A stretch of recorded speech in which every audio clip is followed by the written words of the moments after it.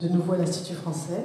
Je suis très heureuse de pouvoir réunir ce parterre parfaitement féminin pour aborder la question de la virilité dans le monde musulman et ravie d'accueillir à cette occasion notre invité, auteur du genre intraitable politique de la virilité dans le monde musulman, Nadia Stadi. Je vous remercie de votre présence. Je suis très heureuse avec vous d'avoir évidemment pour discuter Sophie Bessis, Boshra Benaj Hamida, et puis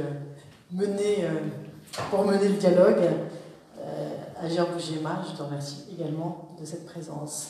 Je voudrais également vous dire qu'on a tenu à maintenir évidemment ce débat, même en cette journée de deuil national décrétée par le président de la République suite au décès du président Chirac. Et voilà, je vous souhaite de bons échanges. Merci, je vous laisse la parole. Bonsoir. Donc, nous sommes réunis aujourd'hui autour du livre de Madame Nadia Stadi, philosophe, un dialogue qui oppose ou alors unit, c'est comme vous voulez, différents angles sous lesquels nous pouvons lire ce qui se passe aujourd'hui dans le monde arabe.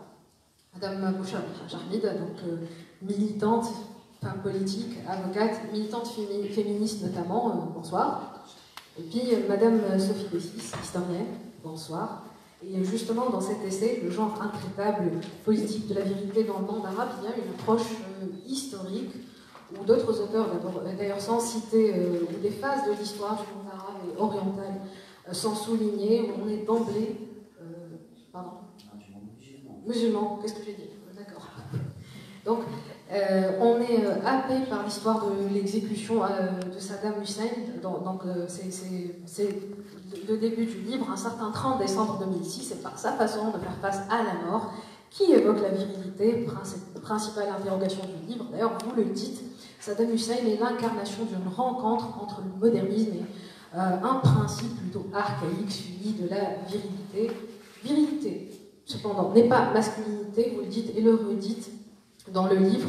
D'ailleurs, même si les deux se croisent parfois, la masculinité, vous le dites, c'est le centre, c'est le citadin, la virilité, c'est le bédouin, la virilité date d'avant l'islam, ça aussi vous le dites, des bédouins qui luttent contre les forces de la nature. Vous citez notamment Ibn Khaldoun et ce balancement cyclique, viril, masculin, bédouin, citadin. Les citadins s'éprennent du luxe, laissent la virilité et s'en remettent à l'État, pour reprendre vos mots. On parle bien sûr de la venue de l'islam. Vous dites justement que le désert instruit sans l'aide d'insolence, de violence, que l'islam ne parvient pas à l'effacer. Le viril aussi que les islamistes essaient de restaurer. Notez que l'essai de Madame Stadi ne traite pas de la foi musulmane, mais du versant institutionnel, du religieux, tel que le dit. Donc voilà, je vais essayer de faire court parce que je vais vous laisser présenter le livre. Je brûle peut-être les étapes, parce qu'avant aussi il y a l'exemple de l'Empire ottoman que vous utilisez, un empire despotique qui opprime femmes et hommes et qui maintient le patriarcat. La prescription médiane de l'islam ne peut œuvrer durablement dans un régime despotique, vous le dites aussi.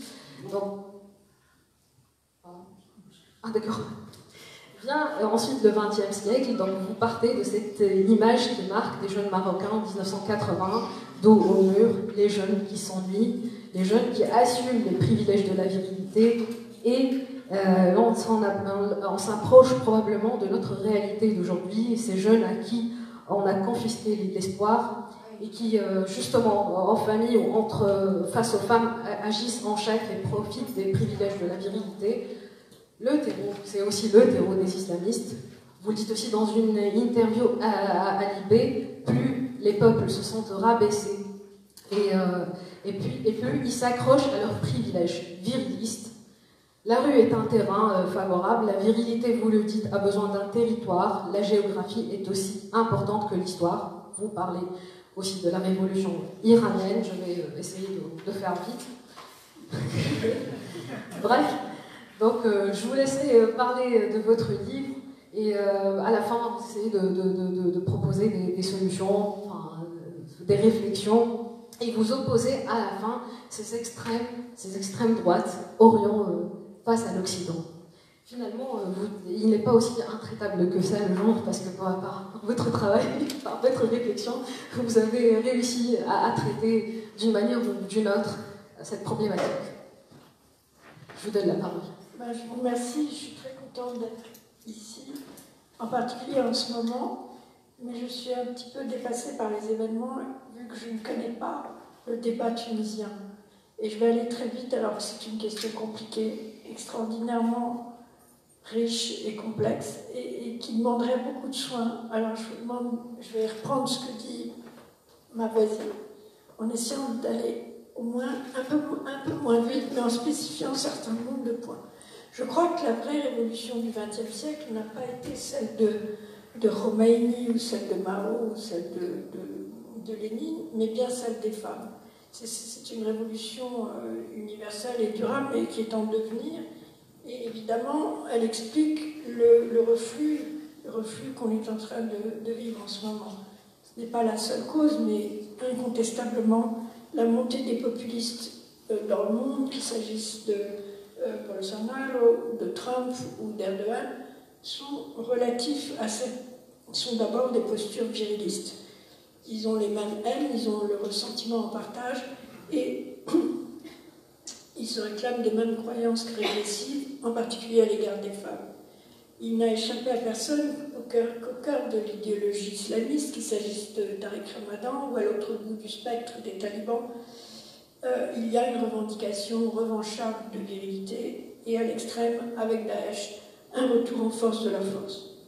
Dans le monde musulman, la crise des masculinités, qu'on observe un peu partout dans le monde, est probablement plus grave ou plus saillante, parce qu'elle renvoie à un problème de structure, un problème ancien. On sait que la virilité a toujours été la rengaine, la virilité en islam a toujours été la rengaine des islamophobes, un thème qui, depuis toujours, a servi de stigmatisation pour l'islam. Il n'en reste pas moins que, pour sauver le politique aujourd'hui, il faut se battre sur les deux fronts à la fois. Il faut se battre contre les extrêmes droites, qu'il s'agisse des islamistes d'un côté ou d'un Zemmour, pas plus tard qu'hier, qui s'est répandu à la télévision d'une manière éhontée. Ce qui, évidemment, ne va pas de soi, puisque les ennemis de mes ennemis ne sont pas forcément mes amis dans ce cas de figure. Bien. La virilité, il faut bien le savoir, ne concerne pas que les rapports entre les sexes, elle concerne en premier chef les rapports des hommes entre eux. Elle ne pèse pas donc uniquement sur la condition des femmes, elle rabaisse aussi tous ceux qui n'adhèrent pas à son habitus ou au machisme, ce qui fait beaucoup de monde, puisqu'il y a à la fois les mystiques, les minorités religieuses, les minorités sexuelles, les intellectuels, les artistes, les étrangers, les malades et les fous ou les petits gens. Bref, à tout prendre, on obtient une majorité arithmétique qui subit la domination de ceux que Alfred Jarry appelait les surmâles. Mon hypothèse, c'est que la virilité est devenue ou a toujours été un principe politique constituant et pas simplement une pulsion ou une donnée sociologique. Elle explique en grande part l'autoritarisme qui enfonce les pays musulmans, et en grec je dis que c'est une arché, c'est-à-dire un principe, et comme tel elle est ce qui commence et ce qui commande. L'origine est ce qui commande et elle ne cesse jamais de commander, c'est ce que disait Heidegger, et une idée que revendiquent à leur manière les islamistes. Ce n'est pas pour dire que les islamistes sont heideggeriens ou proches des nazis, mais il y a tout de même un air de famille entre tous ceux qui placent la question de l'identité et d'une identité autoritaire au cœur de l'être. La virilité comme arché, donc comme principe, est ce qui détermine la nature des gouvernements, qu'ils soient fascistes, despotiques ou islamistes. En dernière instance, je dirais que la question de la virilité pose la nécessité d'une libération de l'homme et pas seulement de la femme. Le sujet masculin doit se libérer du piège qu'il s'est posé à lui-même, et cette libération est la condition de l'émancipation de tous et de la démocratisation des sociétés dites musulmanes. Les islamistes, on le sait, essentialisent les sexes, ils les naturalisent, ils les hiérarchisent au nom de la charia. Ils ne sont pas les seuls à le faire. mais ils n'ont cessé de spéculer sur ces questions auprès des masses, et à ce titre, ils font une opération symbolique puissante, magistrale. Ils associent vérité, identité et virilité au nom de Dieu.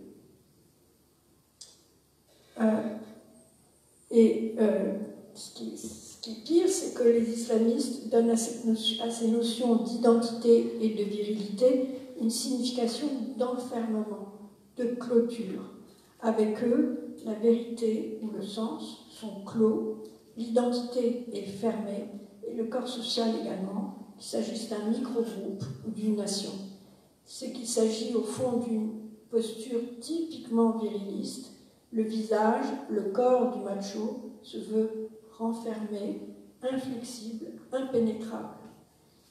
Or, c'est tendanciellement le corps de jouissance ou corps de peine, qui commande le viril ordinaire et qui détermine ses opinions. C'est donc également la question du corps, du statut, de la représentation du corps, qui appelle réflexion. Alors, je voudrais distinguer maintenant masculin et viril, puisque pour desserrer le nœud entre vérité, identité et virilité, et pour sortir de cette espèce d'enchevêtrement, il est impératif de distinguer islam et islamisme, et à cet égard, il faut différencier à la base masculin et viril. Alors le masculin, tous ceux qui connaissent l'islam classique savent ce que c'est le centre, c'est le juste milieu. C'est au carrefour du Coran et d'Aristote, de l'éthique à Nicomaque, qu'ont été pensées cette idée de mesure, de modération, et comme règle d'or pour l'individu comme pour le groupe. Cette conduite est pragmatique et non pas normative, puisque le juste milieu, par définition, se situe empiriquement par rapport au pôle. Alors cette morale, elle a été enrichie au fil des siècles, d'une part par la jurisprudence, et elle a été normée de manière moins subtile par la communauté, par le consensus communautaire dont on sait qu'il fait loi, qu'il a valeur de loi en islam. Alors, il y a une autre définition du masculin qui est le centrement spirituel, et là-dessus, je vais pas, c'est toute la définition mystique qu'on peut attacher à l'islam. Et il y a aussi le masculin, on peut lui donner une dimension esthétique. Alors là, c'est moins le centre à proprement parler, mais c'est important parce que ça me permet de poser une différence avec l'Occident chrétien. C'est sur la question de la chair et pas sur la question des femmes que les deux religions divergent profondément au départ. L'islam ne culpabilise pas la chair, il invite à la maîtrise de soi, et ça c'est fondamental. Il associe également le bien et le beau, et sur ces points, il est beaucoup plus grec que ne le sont les pères de l'Église. L'homme de bien, donc, cultive le raffinement des sens, puisque la chair n'est pas interdite, à travers, d'une part, une érotologie importante, profuse, que les islamistes semblent ignorer, et également, on ne sache pas qu'ils aient produit une esthétique. En tout cas, je m'en réfère à une remarque de Harkoun qui disait que les wahhabites avaient disneylandisé la Mecque. Donc, à propos du centrement spirituel, je rappelle que pour Razali, qui est mort en 111, le sujet trouve vraiment son accomplissement dans la mystique, dans ce qu'il appelle la connaissance de Dieu. Plus exactement, la dimension spirituelle est ce qui commande l'éthique, en impliquant l'effacement de soi, c'est-à-dire en allant à l'encontre, évidemment, du narcissisme viriliste, et cet effacement de soi laisse cette place à l'amour de Dieu.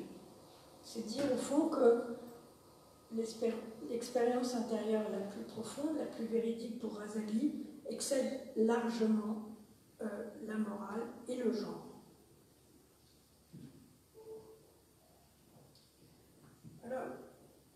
évidemment, les idéologues islamistes ignorent cette connaissance de Dieu qui a donné lieu à une conceptualisation très fine et qui ne se réduit donc pas à quelque chose comme de l'effusion.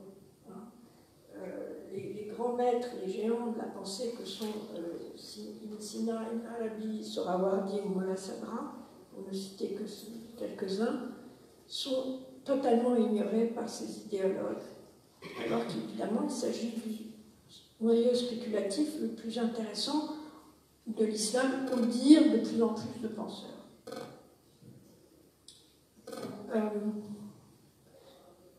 En fait, tendanciellement, l'islamiste est anti-intellectualiste, tout comme le viril ordinaire. Le macho, on l'a dit, privilégie les performances et les jouissances du corps, et il ne se contente donc pas de rabaisser les femmes, il voue une haine particulière aux œuvres de l'esprit qui lui échappent, et il combat l'intellectuel. Je vous rappellerai qu'en terre sunnite, en particulier, les bibliothèques ont été pillées et dévastées, les monuments et les musées ont été saccagés, les écrivains ont été condamnés par fatwa, les universitaires poursuivis et poussés à l'exil. C'est ce qui se passe en particulier aujourd'hui en Turquie. C'est également avec la même frénésie que les islamistes s'en prennent à l'islam populaire, au culte des saints, qui est au rite, aux pratiques des confréries, à toutes ces pratiques cathartiques qu'aiment les femmes et qu'apprécie également le menu peuple. En règle générale, on dirait que les islamistes, avec leur orthopraxie spectaculaire, substituent à l'expérience intérieure des règles exotériques et non pas ésotériques, et qu'ils cultivent la visibilité, une visibilité qui est au fond islamiste. Donc c'est bien toujours le macho est dans la monstration de soi et dans la représentation. Comme on dit vulgairement, il la ramène, et c'est là que c'est très constitutif, un trait qui trahit son narcissisme. Alors, qu'est-ce que c'est que le viril au juste? Eh bien, la définition de la virilité la plus ordinaire, c'est, ordinaire au double sens du mot, c'est le refus du féminin, voire le fait qu'il se pose comme anti-féminin. Le macho va tout faire pour refouler sa féminité, les larmes, les épanchements, la tendresse sont bannis, tout du moins en public, et il surenchérit de misogynie. Mais il existe aussi, et c'est important, une définition positive de la virilité, comme volonté de puissance, comme dépassement de soi, comme puissance affirmative de soi, dans une poursuite insensée de l'illimité.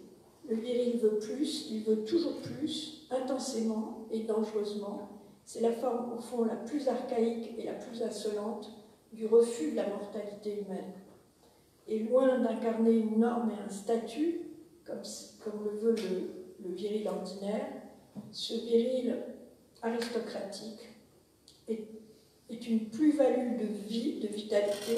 Il est jouissance à conquérir, à montrer sa maîtrise, plus exactement sa souveraineté, étant entendu que la souveraineté est toujours unique, se veut unique.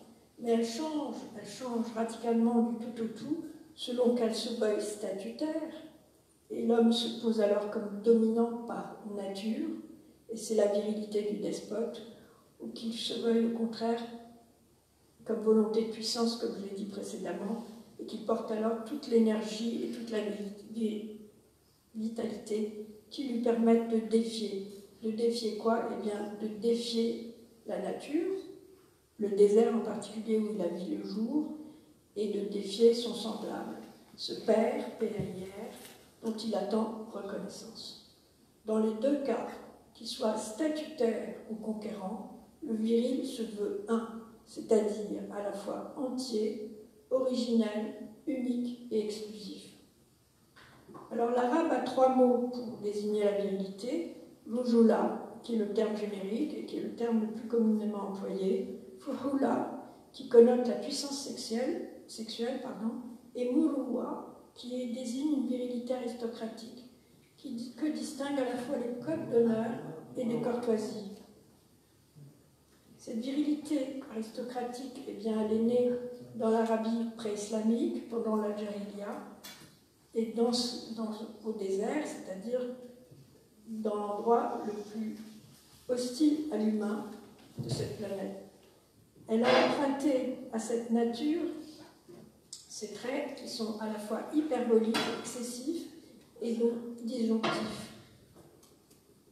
Ce bédouin se distingue par l'hubris, ou la démesure, et par tout ce qui en découle, et en particulier la propension à se battre, à désunir, à disjoindre.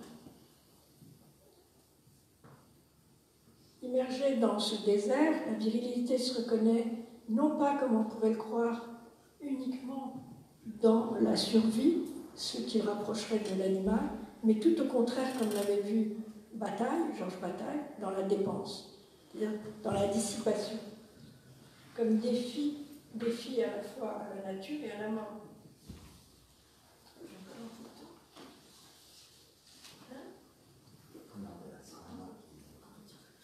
L'hubris, la dépense, la dissipation du bédouin, le jahili, vous le connaissez sûrement, se traduit, vient à l'expression de trois manières. D'abord dans l'aventure guerrière, dans la poésie et dans l'amour courtois. Il y a également une dimension d'hospitalité où évidemment il manifeste sa générosité, puisqu'elle est par définition inconditionnelle et d'une largesse hors mesure. Ce sont ces qualités hyperboliques qui, par leur intransigeance même, font de l'honneur et la fierté qui va avec. Être un homme, dans ces conditions, selon ce modèle aristocratique, revient donc toujours à se dépenser, à se dilapider sans frein, ou au moins de le laisser entendre. Politiquement parlant, ce guerrier, cet homme fier, cet homme souverain, est réfractaire à toute autorité. De là, deux conséquences politiques majeures. La première, c'est qu'au désert ou dans d'autres régions, comme l'Afghanistan des Pashtuns aujourd'hui, on tend originellement vers une société sans État, je dirais même dans une société contre l'État, pour reprendre le mot de Clastres, et le chef n'a évidemment qu'une autorité nominale, et d'autre part, ce refus de l'autorité peut induire la fitna, qui a toujours été le spectre contre lequel les penseurs et les politiques se sont battus. Ce n'est pas tant l'absence de liberté qui a hanté la pensée, mais c'est la stasis, c'est-à-dire la fitna. La stasis, c'est la guerre intestine, c'est un conflit qui ne connaît ni règles ni limites et qui procède de la propension viriliste à la sédition et au dissensus. Alors évidemment, l'islam va condamner la violence et l'excès de la virilité aristocratique, mais il va en ressaisir ses qualités en leur donnant un autre sens. Le courage, l'hospitalité, l'amour de la langue, etc. Désormais, avec l'islam, ne commande autrui que celui qui se commande lui-même. La maîtrise de soi est le réquisite de l'homme de bien, du masculin. La domination des passions, en particulier de la colère et du désir, qui sont les carburants du viril, sont ce qui distingue l'homme de vertu, l'homme vertueux, et en particulier le calife est celui qui doit se montrer exemplaire à l'image du prophète. Pour reprendre une image de Nietzsche, la fleur sauvage du désert, cette virilité intraitable, va devenir une fleur de serre. Elle va gagner alors les formes épurées de la chevalerie. En pratique, on peut dire qu'il n'y a pas et il ne peut pas y avoir de viril ou de masculin pur. Ce sont des propriétés qui ne cessent pas de fluctuer et d'osciller de l'un à l'autre, de l'une à l'autre. Et il n'y a pas de séparation nette entre les deux, et c'est tout le problème.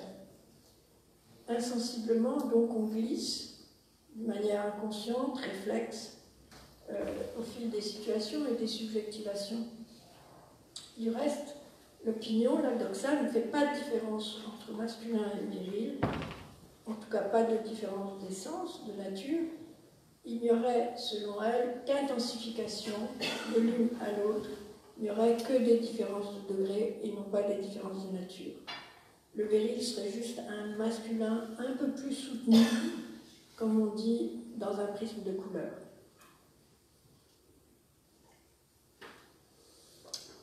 La conclusion politique à la crise que traverse aujourd'hui, la crise sans précédent, que traverse aujourd'hui le monde musulman et le monde arabe en particulier, me mène à penser que ce qu'il faudrait, c'est non pas séparer les hommes des femmes, comme l'instruisent systématiquement tous les islamistes, toutes tendances confondues, mais bien dissocier résolument masculin et viril.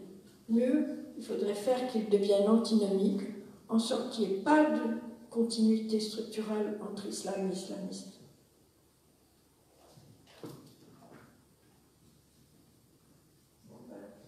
Je n'ai pas le temps de développer plus que ça. Dans le débat, on rentrer sur la question du despote après. D'accord.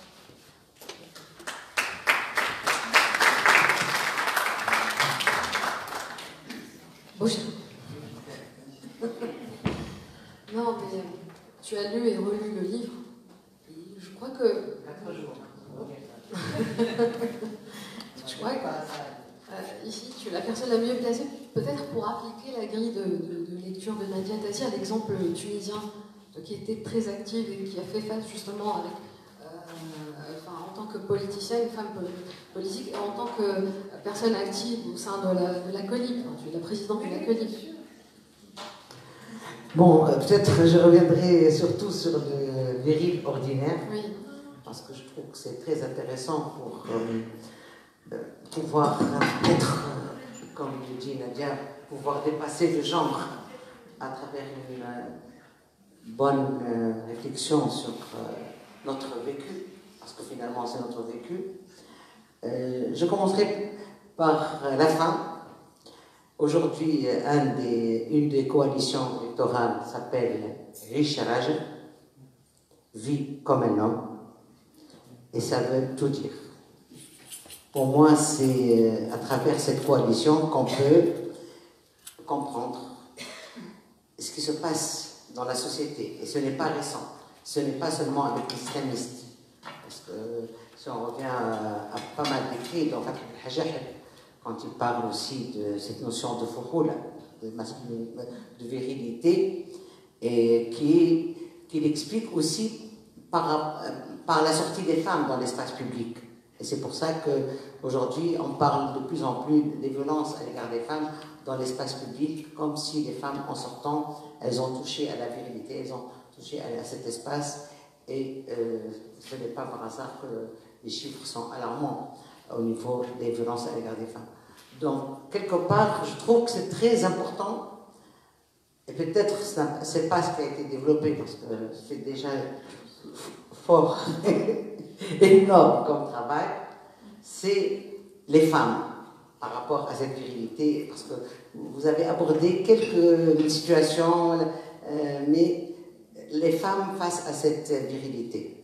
Et vous avez à un certain moment parlé aussi comment les mères élèvent, par réaction à la relation au mari, élèvent l'enfant dans la virilité.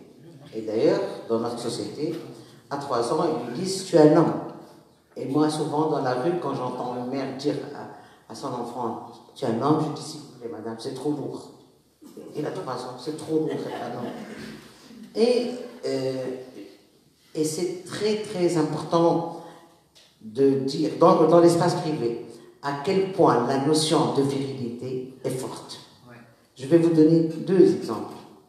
Des exemples sur pas mal de divorces et de violences physiques. Quand vous demandez comment c'est passé, ils vous disent parce qu'elle m'a dit tu n'es pas un homme. Et elle peut lui dire ta mère c'est une salope, elle peut lui dire. Mais cette phrase, elle a causé et des divorces et des histoires. C'est incroyable le nombre d'histoires et de violences qu'a engendré la phrase « tu n'es pas un homme ». Et une autre histoire beaucoup plus malheureuse, c'est un jeune chômeur au sud du pays qui ne travaille pas, des hétistes dont vous avez parlé, des gens qui prennent un dinar et qui sont adossés au mur toute la journée. Et ce jeune homme, un des matins, le père lui dit « on a marre, toi tu ne trouves pas de travail ». Il dit « j'ai tout fait, j'ai des amis, j'appelle tout le monde, j'arrive pas à trouver de travail ». Il dit « tu n'es pas un homme ». Et cette phrase, elle a changé la vie de ce garçon.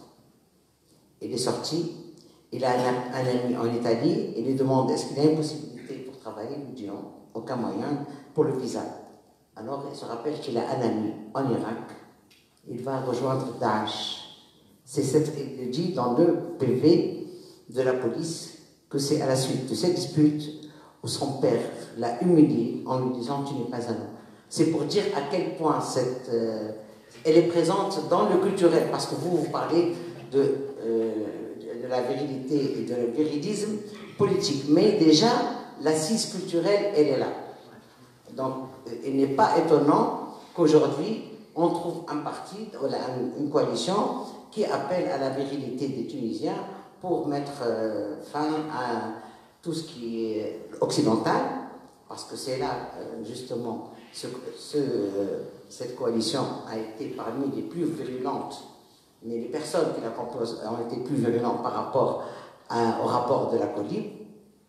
Et il ne faut pas oublier qu'ils ont mis l'accent sur 3 points, et qui pour moi, sur 3 points, le rapport, il y a plein de propositions, dont certaines concernent justement la jeunesse, elles concernent leur liberté individuelle, elles concernent tous les abus qu'ils subissent de la part de l'État.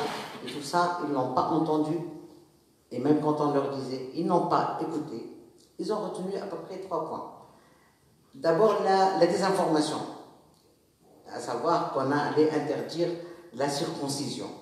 Et c'était quelque chose qui a été largement partagé, pas seulement en Tunisie, même à l'étranger. Et les Tunisiens à l'étranger, ils posent la question à leur famille, c'est vrai qu'on va interdire la circoncision. Le deuxième point qui a beaucoup aussi dérangé, c'est la question de l'article 230, et qui est devenu du jour systématiquement, c'est la dépénalisation de l'homosexualité, et qui n'est plus portée ou rapportée comme la dépénalisation, mais comme le mariage gay. Donc les imams dans les mosquées, voilà, vos filles vont se marier entre les filles et les garçons vont se marier entre les garçons. Mais surtout les garçons, c'était pour eux les 3 points. Le troisième point, c'est l'héritage. Et bien entendu, et je crois, vous le dites aussi, que ces questions, elles ne sont pas seulement économiques, elles sont culturelles, elles sont questions de pouvoir. Donc pour dire qu'il y a déjà une frange de la société, et ce qui m'interpelle et que je trouve très important aujourd'hui, et je l'ai dit déjà depuis la sortie du rapport, comment travailler aussi avec ces jeunes. C'est très important. Il ne s'agit pas seulement de dire, voilà, ils sont rétrogrades, ils sont...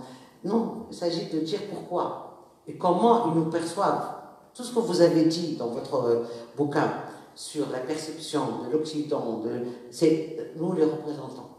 Nous, aux yeux de ces jeunes, c'est pratiquement, ils sont hermétiques à notre discours. Il y a un vrai hermétisme que nous sommes censés combattre, si on peut dire ça, pour ne pas justement qu'ils deviennent aussi le... Je veux parler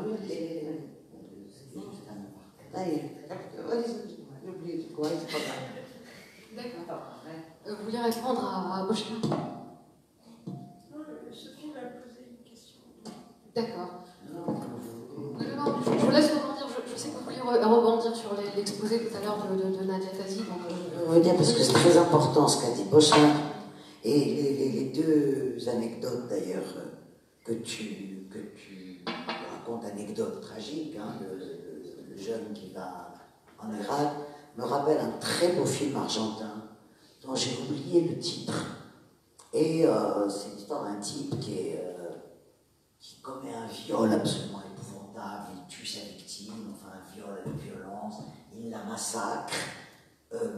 Par ailleurs, il devient, comme par hasard, un flic de la dictature argentine, et il finit par être attrapé par la police et par les magistrats, et le magistrat, et il n'avoue pas, or bon, ils savent que c'est lui. Et à un moment, la magistrate lui dit, en fait c'est pas toi qui l'as violée, t'es incapable de la violer. T'es pas un mec, tu es incapable de la violer, tu peux pas. Bien sûr que c'est pas toi, tu es innocent. Et à ce moment-là, il dit, oui, c'est moi, bien sûr que c'est moi. Voilà, bien sûr que c'est moi. Tu crois que je suis pas capable de faire ça? Bien sûr que c'est moi. Ça me rappelle, tu vois, c'est le même genre c'est une scène absolument, c'est une histoire. Moi, je voulais revenir sur 2-3 choses.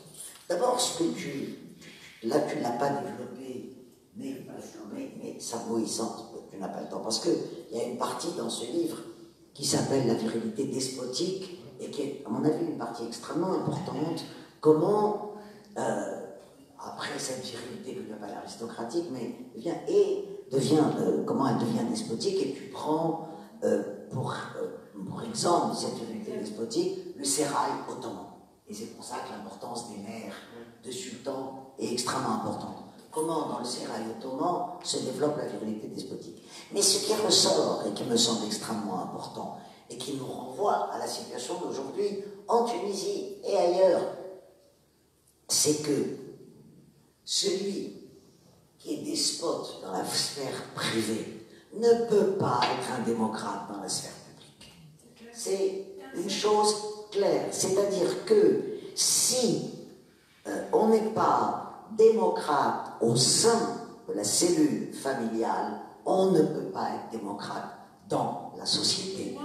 Et que l'un soutient l'autre. Et c'est pourquoi le statut des femmes est consubstantiel, l'égalité des sexes est consubstantielle à la démocratie. Et d'ailleurs, dans les pays occidentaux, jusqu'à ce que cette égalité des sexes soit inscrite dans les lois, les pays occidentaux étaient des démocraties incomplètes. Et presque inconsciemment, on apprenait à l'école, par exemple, le suffrage universel a été institué en France en 1848. Ce qui est un mensonge absolu, parce que c'est le suffrage universel masculin. Et ensuite, sans Hitler. Non, sans Hitler, c'était sous la monarchie de Juillet. C'était avant. C'était en 1830. Mais, donc, et on a appris à l'école, ma génération a appris à l'école, le suffrage universel est institué en 1848. Donc, cette clôture du viril sur lui-même est quelque chose de très important. Donc, sphère privée, sphère publique, on ne peut pas séparer les deux. Ça, je crois que c'est très important. Je te laisse la deuxième question. La question du despote. Je voudrais là encore revenir au grec. Le despote, c'est le maître de maison. Oui, tout à fait. Et Montesquieu dit très justement que le despote, à la différence du tyran, c'est pas simplement celui qui détient un pouvoir absolu, c'est celui qui confond le public et le privé. C'est-à-dire, c'est celui qui dirige son pays comme si c'était sa propriété et qui dirige son gouvernement comme si c'était sa famille. Et en général, il écarte les frères d'armes, etc. et il prend des favoris et des esclaves pour s'assurer, évidemment. Et c'est cette confusion qui porte atteinte à l'intérêt général et à la séparation des pouvoirs qui est fatale et qui finalement finit par rejoindre même les tyrans. Parce que Saddam, à la fin de sa vie, quand il avait, avec le blocus, etc., il a repris ce qu'il avait évité jusqu'alors, sa famille, ses tribus, contre lesquelles il s'était dressé au départ. Alors, une autre question qui renvoie à ce que disait Boschler également, parce que toi tu as parlé du micro, de l'islamisme comme illustration de la virilité ordinaire et de la virilité contemporaine, de la virilité ordinaire contemporaine. Et moi, je suis d'accord avec Bosch quand elle dit ça va au-delà de l'islamisme, bien entendu. Ça va au-delà, c'est-à-dire que ça englobe un habitus culturel dont l'islamisme est la simple théorisation. Bon. Alors, deux questions à ce propos-là, et puis après je m'arrête. D'abord, tu dis l'islamisme, et on l'a vu dans toutes les destructions, est anti-intellectuel. Alors là, c'est une caractéristique de tous les fascismes. Anti-intellectuel. N'oublions pas la phrase de Goebbels, quand j'entends le mot culture, je sors mon revolver, bon, etc. Alors, en quoi est-ce que le virilisme est une caractéristique qui rapproche, d'après toi, tous les fascismes, quel que soit leur paradigme? Ça peut être un paradigme religieux, ça peut être... Et deuxième question aussi, tu as parlé du masculin viril. Et dans ton livre, tu n'as pas eu le temps de le développer là, tu dis en fait le prophète de l'islam, Mohammed, a essayé, il est masculin, il est viril. Bon, il a essayé de faire prévaloir le masculin sur le féminin. Je te remercie de revenir sur le prophète. En fait, il n'a pas réussi, en définitive. Non. Je te remercie de revenir sur la figure du prophète parce que je m'étends très peu dessus, mais j'affirme 3 points. Je dis qu'il est viril, incontestablement, hein, puisque il est un prophète armé. C'est un prophète armé, c'est un prophète qui aimait les femmes, etc. Il est également masculin, puisqu'il instruit cette idée du juste milieu, hein, de la modération et de la décence. Mais il est aussi féminin, dans la mesure où le féminin est classiquement défini comme passif, et où ce qu'il représente comme féminin, ce qui est féminin en lui, c'est la réceptivité de la parole divine. En d'autres termes, il est parfaitement ouvert, mais il est parfaitement passif. Quand il reçoit la parole de Dieu, ce qui évidemment est la partie la plus haute. Si, à partir de là, on dit que, et c'est dit dans le Coran, que le prophète est exemplaire, il faudrait dire aussi que la partie féminine est la partie la plus haute et qu'elle devrait être exemplaire. C'est QFD. C'est pas mal. Comme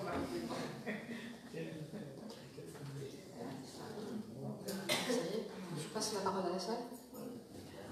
D'accord, donc si vous avez des questions.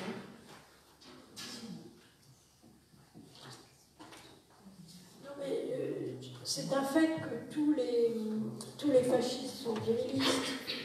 Ça a été très très bien étudié pour le nazisme.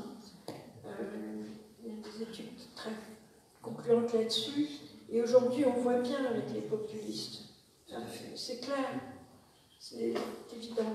Il y a une régression et elle se joue essentiellement là. Tous les populistes sont une réaction, parce que vous êtes tout à fait en phase là-dessus, sont également une réaction virile à cette révolution de la deuxième moitié du XXe siècle, du début du XXe siècle, du XXIe, qui a été la révolution des rapports de genre. Cette révolution, elle a lieu, elle est en cours. Elle est en devenir, oui. Elle est en cours. Et il est évident que les populismes à la Trump, ou à la Bolsonaro, ou à l'islamisme, ou à tout ce qu'on voudra, ou à la Salvini en Italie, sont aussi des réactions extrêmement violentes. Et moi, je me suis toujours posé la question, en fait, dans les sociétés dites traditionnelles, il y a une oppression des femmes, incontestable.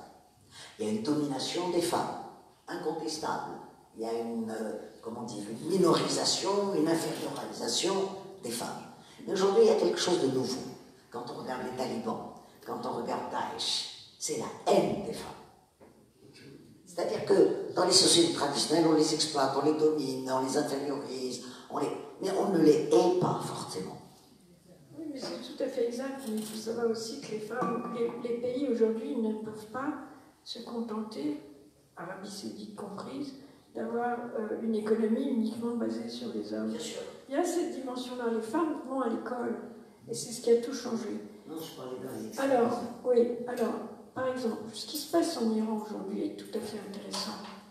J'ai dit que c'était en terre sunnite que ça se passait, que l'anti-intellectualisme était le plus violent. Il faut savoir qu'en Iran, les femmes sont les plus diplômées et ce sont elles qui ont le plus les meilleurs résultats. Ça, non, mais c'est hallucinant quand tu vois les chiffres parce que c'est très très marquant et elle joue là-dessus. Hein. Et aujourd'hui, ben, ça se joue sur une histoire de foulard. Enfin, en même temps, à la différence des sunnites, les chiites traduisent tout, les sunnites travaillent, pensent, les chiites sont tout à fait en phase avec la pensée occidentale. Et ça, on ne le sait pas, ce que ne fait en aucun cas l'Arabie Saoudite. Il y a des questions? Pas vraiment une question, mais peut-être un petit complément. Nadia a beaucoup parlé dans son ouvrage sur, du patriarcat.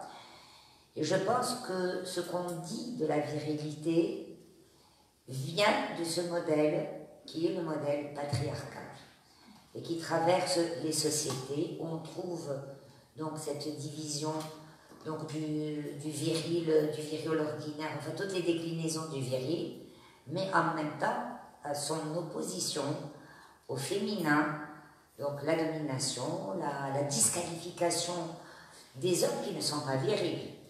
D'où notre fameux article 230 et d'où le combat aujourd'hui, parce que d'où aussi le code du statut personnel, malgré toutes ces avancées, et on le sait, quand on sait qu'en Tunisie aujourd'hui encore, l'époux est toujours chef de famille parce que parmi les attributs de la virilité, c'est l'entretien de la famille. Et parmi les attributs de la virilité, c'est d'avoir des enfants. Parce que quand on n'a pas d'enfants, on n'est pas viril. Et il y a beaucoup, alors pour rejoindre Bochra, et je la remercie, c'était vraiment super ce qu'elle a présenté, vraiment très bien, parce qu'elle a mis le doigt sur quelque chose de très important, donc la centralité de cette notion, et qui détermine ou qui conditionne les rapports de tous les jours, du quotidien.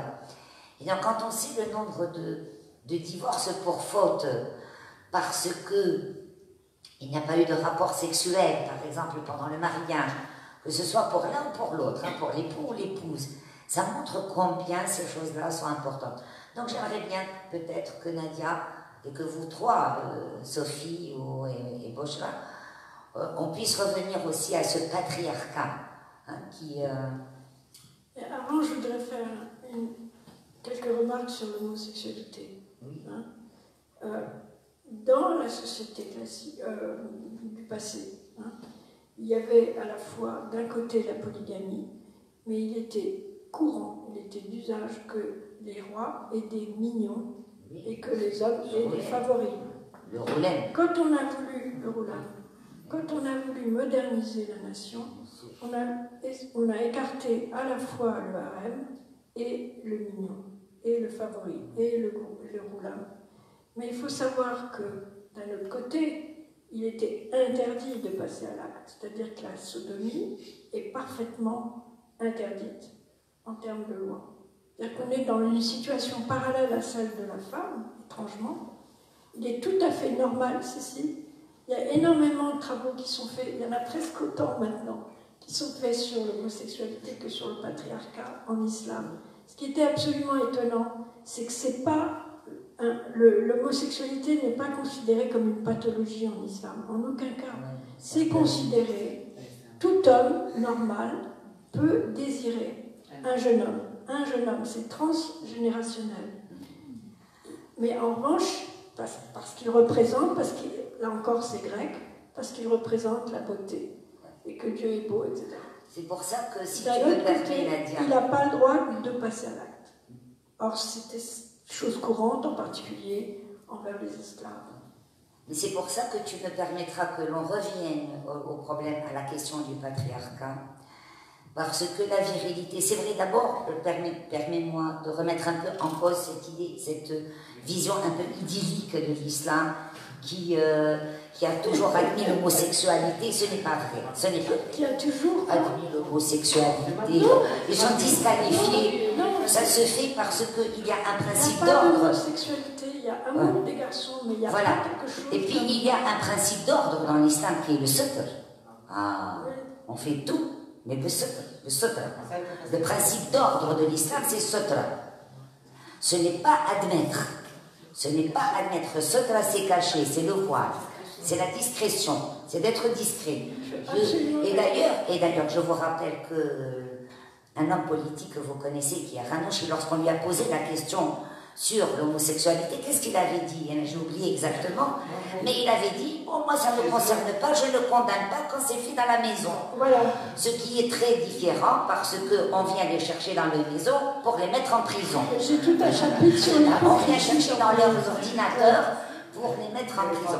Donc c'est pas ce problème. Pourquoi je dis le patriarcat?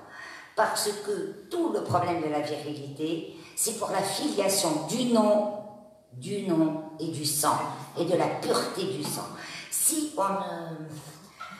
Et donc tout me semble, ça me semble, hein, je suis pas philosophe, mais il me semble que ça serait très bien de remettre la centralité de la virilité à l'intérieur de cette pensée qu'on appelle patriarcat, et qui nous permettra d'analyser les sociétés, les rapports entre les personnes au sein des différentes sociétés, quelles que soient les religions. Les religions sont là pour sacraliser ce type de rapport de domination, de rendre certaines personnes ou certains groupes comme étant des groupes qui détiennent donc cette virilité ou cette puissance et cette domination, et d'autres qui sont totalement disqualifiés, socialement disqualifiés, sauf s'ils jouent le rôle de transmetteur ou de...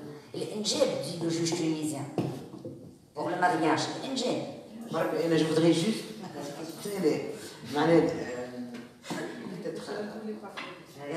Juste, vous allez continuer, je vais vous rappeler deux choses. Les filles. Comme quoi, le législateur aussi ménage cette virilité, même quand il prend des mesures.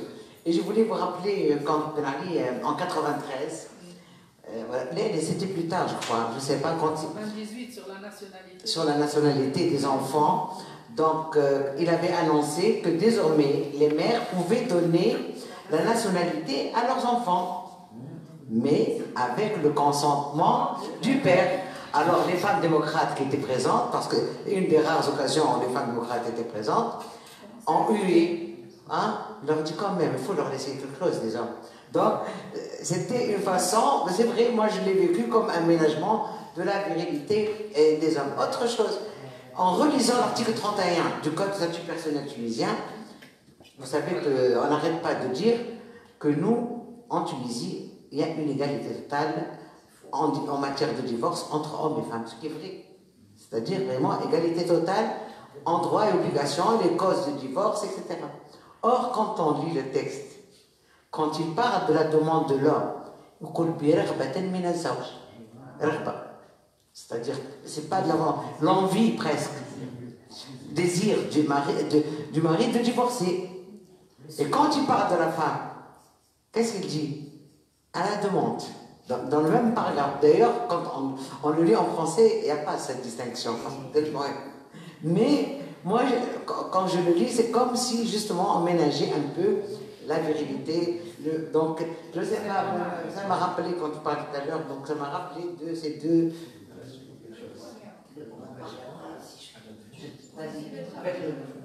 Par rapport à ce que disait Séné sur évidemment patriarcat, virilité, filiation, moi je dirais que bien sûr, mais si on, effectivement, si on part de la théorie d'héritier, en fait le patriarcat est le répondant au pouvoir exorbitant des femmes de faire des enfants, et ce pouvoir exorbitant n'appartient qu'aux femmes, et les hommes ont besoin des femmes pour se reproduire à l'identique, c'est-à-dire pour fabriquer des fils, et accessoirement des filles mères de fils. Bon. Mais moi, il n'y a pas que ça. Je pense que c'est pas seulement, pour moi, et je demande à Nadia ce qu'elle en pense, la virilité, le principe de virilité n'est pas seulement dû à cette nécessité du pouvoir masculin qui détermine la véracité de la filiation. Il est aussi une volonté absolue de puissance compensatoire. En dehors de la filiation, il y a cette volonté absolue de puissance compensatoire à cette puissance supposée être cachée, mystérieuse, étrange, etc. des femmes. Voilà. Et cette puissance étrange, mystérieuse, magique des femmes, elle est compensée par la puissance exotérique, comme tu disais du féminin. On a comparé la révolution des femmes à la révolution néolithique. Et qu'est-ce qui se passe au néolithique? C'est le moment où les femmes restent dans la cueillette, etc., mais en même temps arrive l'élevage et l'agriculture. C'est-à-dire qu'à ce moment-là, les hommes prennent le pouvoir. C'est ce que disent les... Alors, c'est probablement faux, mais ce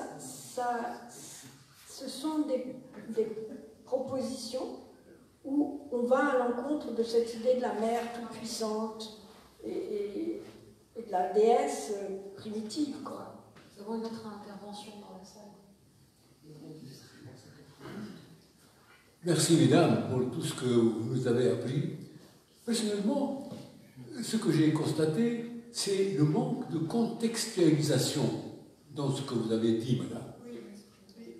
Ce n'est pas contextualisé. Non, mais... Puis d'autre part, s'il vous plaît, si vous permettez, ces problèmes de femmes et d'hommes, ça remonte pratiquement depuis la préhistoire, lorsqu'il y a eu le passage du matriarcat au patriarcat.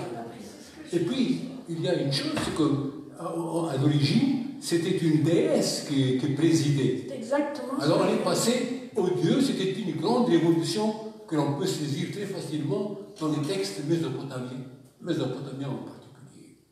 Ensuite, ce problème de virilité, c'est depuis donc la chute de la femme, depuis le complot qui a conduit à ce coup d'État, en quelque sorte, qui a poussé, qui a délogé la déesse et placé sur le trône le Dieu, elle, la puissance. D'ailleurs, le mot qui signifie Allah chez les musulmans, ça vient d'une racine très ancienne, sémitique, qui signifie la puissance, par excellence. Et c'est un choix. Je suis sûr que le prophète a eu beaucoup de problèmes au début pour nommer le Dieu du Coran. Le Dieu du Coran d'abord.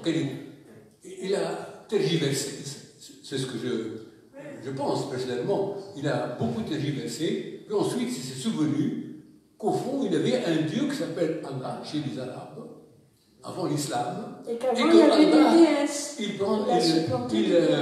Il a l'avantage, en tout cas, de n'a ni forme précise, ni fonction précise, exactement comme la puissance, et c'est pourquoi il a choisi cette. Donc, au fond, je ne veux pas accaparer la parole, mais je trouve que les choses historiques sont très importantes. Savez-vous ce que pense Platon de la femme, ou Aristote de la femme? Voyez-vous? Alors, non, mais écoutez, contextualiser, et quand on contextualise, on peut avoir la possibilité de changer. Pour dire un mot pour la Tunisie, le seul pays où, en Méditerranée en tout cas, où la ville a une fondatrice et non pas un fondateur, c'est Carthage. Et puis, en plus, pour les Berbères, par exemple, si vous regardez les panthéons en général, des peuples, quels qu'ils soient, jamais une déesse dans la religion, dans les religions historiques, ou même avant l'histoire, ne préside une assemblée de dieux. Eh bien, allez au Bardo, vous allez trouver un beau relief qui représente une assemblée divine présidée par une déesse. Merci beaucoup de votre attention. Non, mais je vous remercie de votre intervention parce que vous avez tout à fait raison, c'est exact. Malheureusement, vous savez bien qu'en 20 minutes, ou pas à peine, il m'est difficile de le développer, mais tout ça, c'est dans mon livre. Je m'excuse, mais c'est vraiment présent. L'arrivée du Dieu monothéiste qui remplace les déesses, la contextualisation, et vous avez tout à fait raison de dire que je contextualisais pas assez dans une intervention aussi rapide, mais franchement, c'était absolument pas le cas dans mon travail. Absolument pas. Vous vouliez une intervention complémentaire?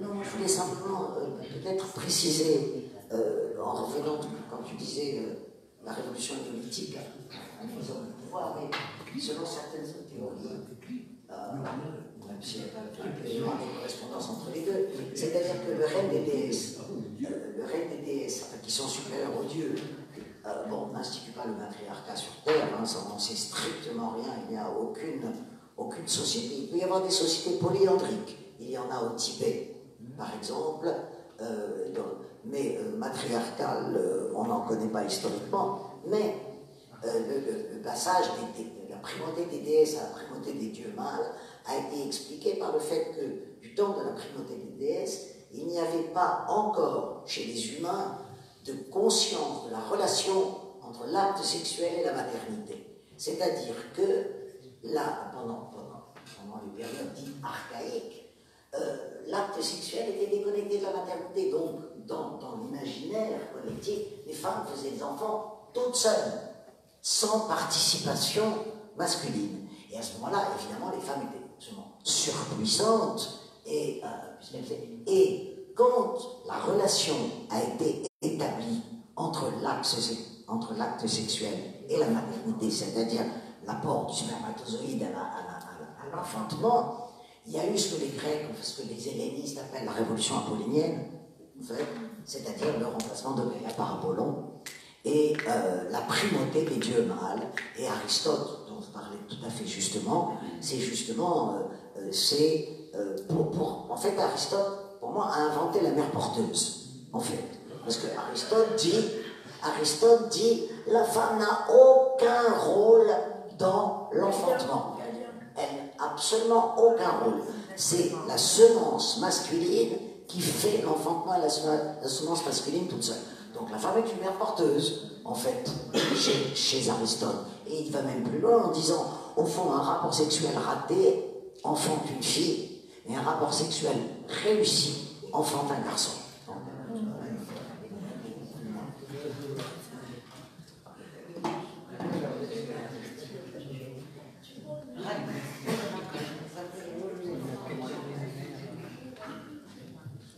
Oui, je voulais juste, j'ai pas de questions à poser, mais je voulais juste souligner deux aspects qui ont été évoqués par Roche dans son intervention concernant le rapport de la colline. Nous avons un candidat à la présidentielle, celui qui a le droit à la parole, est intervenu ces derniers temps. En fait, il répondait à deux questions, l'une sur l'héritage et l'autre sur l'homosexualité. Et ses réponses étaient très très révélatrices. Pour l'héritage, il disait qu'il était pour la justice et non pas pour l'égalité, que l'égalité serait contraire à la justice, une théorie un peu vaseuse. Et puis, concernant l'homosexualité, on lui parlait de dépénalisation de l'homosexualité. Il répond, mais est-ce que vous accepterez qu'un garçon vienne demander la main de votre fils? Évidemment, je pense que le choix d'un garçon qui vient demander la main du fils, il n'a pas dit que c'était une fille qui venait demander la main à une fille. Il y a quand même une part de cet imaginaire dont vous parlez, le problème évidemment de la virilité. Donc ce sont des choses qui sont réellement ancrées culturellement, et évidemment on a bien vu que c'était le candidat qui est le plus écouté en ce moment. Et puis je finirai par une exhortation, les femmes sont plus nombreuses démographiquement, en dehors de quelques sociétés, peut-être en Chine en ce moment ça commence à changer pour des raisons particulières. Elles font l'essentiel du travail.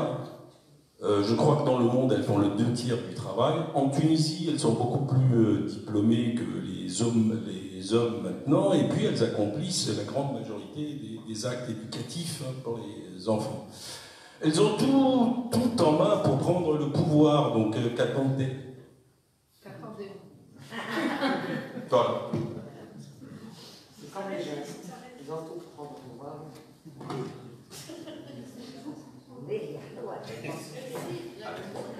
Ici.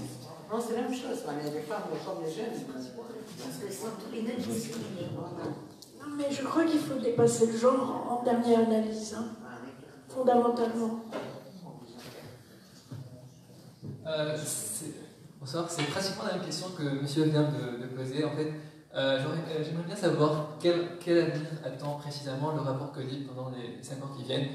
Et bon, c'est vrai qu'on ne sait pas jusqu'à maintenant qui sera notre futur président, ni encore la répartition des sièges au Parlement, mais en fait, j'aimerais bien savoir au début où est passé le rapport Colli, parce que, à ce que je me rappelle, ça fait plus d'1 an qu'il a été pesé, mais on entend toujours parler de l'égalité dans l'héritage, de la dépénalisation de l'homosexualité, la peine de mort, mais les autres points passent toujours inaperçus, alors que normalement, on va pas. Je pense que quand même, on ne va pas pouvoir voter contre. Par exemple, le circulaire imposant la fermeture des restos pendant le ramadan, les droits de la femme allant à l'étranger, tout ça. Donc, en gros, quel avenir attend exactement le rapport Colli, bien qu'on ne sache pas jusqu'à maintenant? Ça va dépendre de votre vote. Parce que ce n'est pas le président qui va décider, même si le président peut éventuellement refuser après la signature, mais à la base, ce sont les députés. Donc, il y a deux choses qui sont déjà devant le Parlement. Il y a le projet de loi qui a été, celui du BGRS Sepsilar, qui a été envoyé au Parlement et qui contient deux choses, parce qu'on oublie toujours la deuxième disposition. La première chose, c'est l'égalité dans 4 cas, dans l'héritage, les cas les plus répandus. Et le deuxième point dont personne ne parle, et nous-mêmes on oublie d'en parler, c'est le maintien du veuf ou de la veuve dans le domicile conjugal. Ça, personne n'en oublie. Donc ce projet de loi, il est devant la commission, et le débat a commencé, mais comme je l'ai dit 36 000 fois, tout a été fait pour qu'il ne passe pas pour des raisons électorales. Donc la plupart des partis, même ceux qui disent être d'accord, pensent que s'ils votaient cette loi à la fin de la législature, ils risquent de perdre leur électorat. Donc, on a l'opportunité de le faire voter au début, mais à condition qu'on choisisse bien les députés. Et là, je ne veux pas de publicité pour qui que ce soit, je ne soutiens aucun parti, donc il faut voir les têtes de liste. Vraiment, il faut voir quelles sont les têtes de liste de chaque parti, indépendamment de toutes les histoires politiques, si on veut que la loi passe, parce que si on a 120 députés qui sont pour, on peut faire passer la loi. La loi, le nombre de voix exigé, c'est 109, mais il faut toujours prévoir les absences, etc. Donc, si on veut défendre ce projet, il faut faire le bon choix au niveau du Parlement. Pour le code, il y a par ailleurs le code des libertés et droits individuels, lequel n'a pas été déposé au Parlement par le gouvernement ou le chef de l'État, mais par un groupe de parlementaires. Il n'a pas fait l'objet du débat, il n'a pas été discuté, et nous n'avons pas été entendus, donc auditionnés. Donc s'il y a une pression, c'est pareil. Et je suis convaincu que ce code a plus de chances de passer, ou a eu du moins lors de la dernière législature, que le code, que la légalité dans l'héritage. Parce qu'il y avait un débat, bien sûr il y avait des questions peut-être qui pouvaient être plus ou moins amendées, mais il y avait un consensus. Sauf que comme il n'a pas de priorité, parce que c'est une proposition parlementaire, il n'y a pas une priorité d'examen, c'est-à-dire que la commission ne peut pas l'examiner avant les autres projets de loi qui sont présentés par le gouvernement ou par la présidence de la République. Donc c'est pour ça qu'il n'a pas été du tout examiné. Donc si on a une pression, là par contre le gouvernement peut proposer, ou le prochain président pour rendre les choses plus rapides au niveau de l'examen, peut-être là on peut, si on a un bon gouvernement, si on a un président, je ne sais pas lequel, qui soit capable de présenter le code. Bon, peut-être le gouvernement, je ne sais pas, mais les présidents, sans commentaire, parce que je ne suis pas là pour faire la campagne pour ou contre. Une autre question? Intervention? C'est-à-dire que c'est vrai que cette année aussi, on se pose la question, peut-être pour Nédia, qu'est-ce qu'elle entend par le titre qu'elle donne à son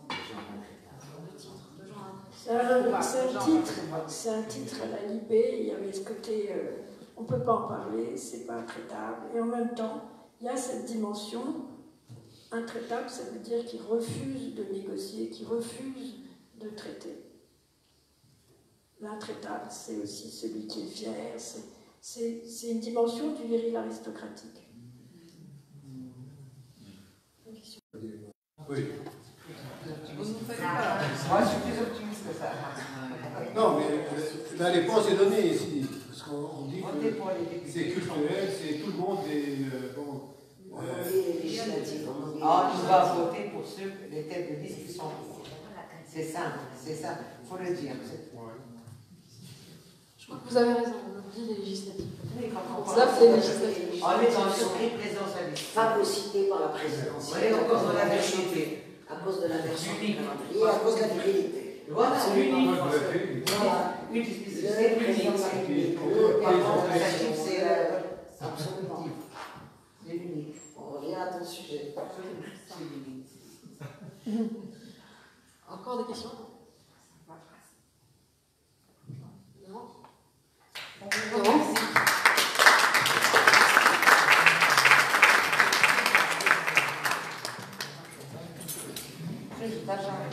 Allez, si on a terminé, pourquoi? Nadia, je te donne ça pour Je crois que le livre est vendu à l'extérieur. Il faut le préciser si vous voulez un exemplaire du livre.